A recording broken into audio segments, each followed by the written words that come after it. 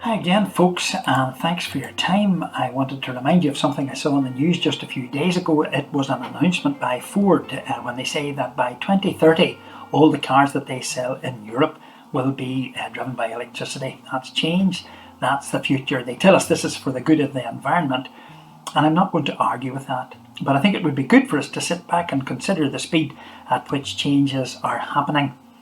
My father died in 1966, I've told you that many times.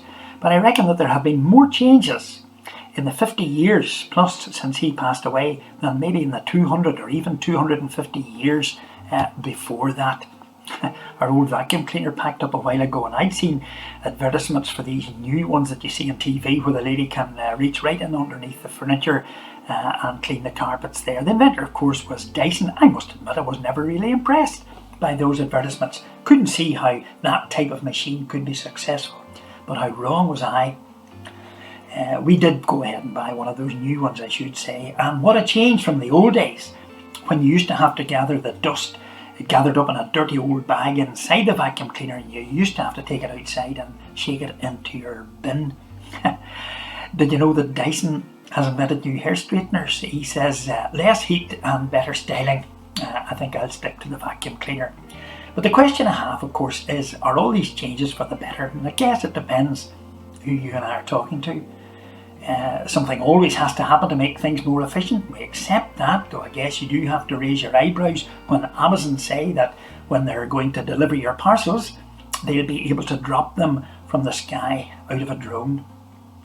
Back in 2015, when we were talking about moving into this house, it was going to be a new house, it wasn't even built then, and the builder said, it'll be ready for you in 2016, but it won't have a chimney.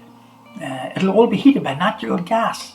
We weren't sure about that. We always loved our log fires, our natural fires, but now I've got to say we wouldn't have it any other way, and truth to tell, our heating and electricity bills, we notice a huge change for the better.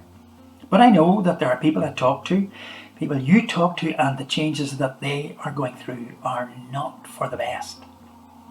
Goes without saying that COVID has forced changes, and some people that are just overwhelming. We understand that. I won't even get into a debate about the difficulties that the Northern Ireland Protocol is causing. So I guess what I'm saying is that people fall into one or other of two groups. People who for whom change has been positive, and for people for whom change has been negative. So if you're in that group who have been spared the heartaches of difficult changes, I want you to take time just to be a wee bit more sympathetic to those less fortunate than you are. And if your life is in a degree of turmoil now, I want you to know, and I've said this before, that the folks at Braniel Church care for you. We'll pray for you, we'll listen to you. If you need help, we'll try to point you in the right direction, and you can get in contact with us. But back to the other group, if you're in that positive group and you've got yourself a nice new electric car, consider yourself blessed. I would say, be careful not to run out of charge on the motorway, because from what I hear, charge points are very difficult to come by. But seriously though, if you've been able to move the times, and as I say, these are positive changes, electric cars, I mentioned the straighteners and cleaners and so on, remember that not everybody does enjoy these changes. Not even everybody understands them. There are people of a certain age, and we know them, who don't even understand what Amazon is, never mind knowing what a drone is. Though again, I have to smile when I think of Mary. Now, that's not her real name. The last time I saw her was nearly 5 years ago, and she was almost 100 now. Sadly, I learned recently that she did pass away not long after her 100th birthday. But for Mary, Amazon would not have been a problem. She'd have been really happy at the thought of a drone dropping down to her front door and leaving off her packages.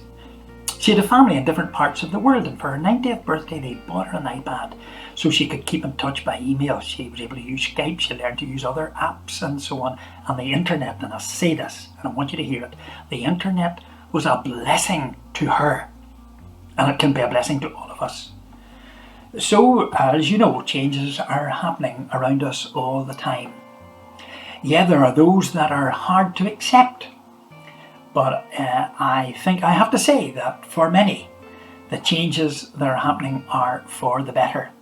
I know that COVID has forced us to change, but I'm bound to say that there will be positive changes coming out of this. I talked about your driving experience. Maybe it will never be the same again when you can't buy anything other than an electric car. But remember what I said about our natural gas central heating. And one thing I'm fairly sure of, and I know that many of my colleagues agree, that because of COVID, the church experience will never be the same again. But do not bemoan that fact. Remember what someone has said, that man's extremity is God's opportunity. Look to see where God is working. If you heard my prayers on Sunday, I said that the internet was no surprise to God, and I meant that. Neither are modern inventions like electric cars or fancy vacuum cleaners. Mr. Dyson must have thought that he really had done very well the day that he made his first vacuum cleaner. But I say this, maybe tongue-in-cheek, but I say it and I mean it, that I believe God smiled the day that Dyson invented the first vacuum cleaner. He knew about it all the time. Now, of course, here's the thing. I know that I'm preaching to the converted now. If you're listening, or if you're watching, I know you have embraced the change. I know that Tuesday is the day that I issue the challenge, but I'm giving you another one.